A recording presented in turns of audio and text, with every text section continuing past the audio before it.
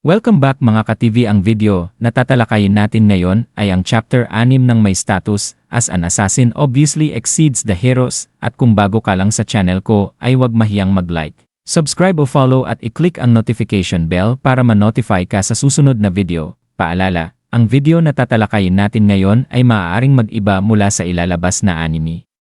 Hindi ko inaangkin ang mga drawing o anumang materyales na ipapakita. Ang layunin ko ay magpakita ng suporta at magbigay ng impormasyon tungkol dito. Ang lahat ng kredito ay nananatili sa mga orihinal na may-ari. Maraming salamat. Hari Edmond Rose ng Kaharian ng Retice ay nakaupo ng may kumpiyansa. Nagsabi na ang kanilang kaaway ay nalupig ng mas madali kaysa sa inaasahan. At nagulat pa na si Saran, isang mandirigmang tinitingala, ay napatay ng ganoon kabilis.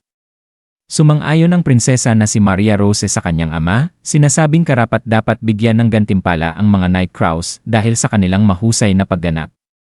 Kasabay nito, ipinahayag niya na ang mga sumpa laban sa lahat maliban sa bayani ay matagumpay ng naisakatuparan, kaya't wala nang makakapigil sa kanila. Ang tanging kailangan na lamang ay isang kapanipaniwalang dahilan upang magdeklara ng digmaan laban sa silangang kaharian na magbibigay daan sa kanilang mas malawak na plano.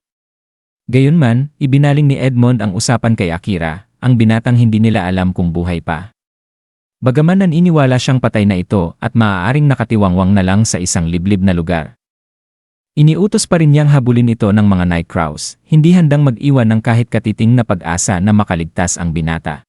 Samantala, malalim sa kailaliman ng labyrinth, nagpapatuloy si Akira sa kanyang nakakapagod na pakikipagsapalaran. Mag-isa at walang katuwang, siya'y nabubuhay lamang sa pagkain mula sa mga halimaw. Tinatantya niya ang oras sa pamamagitan ng kanyang mga pagkain, at matapos ang 30 beses na kumain, inisip niyang 10 araw na ang lumipas mula nang siya'y bumaba. Sa bawat kainan, doble ang pag-iingat niya, sapagkat alam niyang iyon ang pinakadelikadong sandali, at umaasa na lamang sa kanyang mga kakayahan gaya ng detect presence at detect danger, upang maiwasan ang biglaang pag-atake. Alam niyang napakanipis ng linya sa pagitan ng pagpapalakas ng sarili at pag-ubos ng kanyang lakas at mahika. Kaya't patuloy siyang nagbabalans ng pagsasanay at pahinga upang manatiling buhay sa loob ng masalimuot na piitan. Naalala niya ang mga matitinding laban na pinagdaanan, ang Red Wolf sa ika-30 palapag na may 4 pang tagasunod, at si Fenrir sa ika-50 palapag na halos ikabuwal niya. Sa pamamagitan ng paggamit ng Conceal Presence at pagtama sa mga kahinaan, nakayanan niyang malampasan ang mga ito, bagaman muntik ng ikapahamak niya. Dahil doon, napagtanto niyang hindi siya maaaring umasa ng lubusan sa kanyang mahika, kaya't nagsimula siyang pag-igihin ang kanyang kakayahan sa tabak. Sa pagitan ng ika-51 at ika-59 na palapag, sinadya niyang iwasang gamitin ang kanyang pinakamalalakas na abilidad. Kabilang ang Shadow Magic, upang hasain ang kasanayan sa mga baluktot na espada. Alam niyang delikado ito, ngunit kinakailangan niyang maging mas mahusay na mandirigma kung nais niyang mabuhay sa mga susunod pang laban. Nang dumating siya sa panibagong silid ng boss, kusang nagsara ang pinto sa kanyang likuran, tanda ng walang atrasan, isa lamang ang kahihinatnan, ang kanyang kamatayan o ang pagkatalo ng halimaw. Doon, hinarap niya ang isang nakakatakot na chimera, ulo at katawan ng leon, hulihang bahagi ng kambing, at buntot na ahas na may lason. Unay inakala niyang isa-isang laban lamang ito, ngunit nang umatake ang bawat bahagi ng nilalang ng sabay-sabay, napagtanto niyang wala itong blind spot at mas higit pa sa 2 kalaban ang kaharap niya.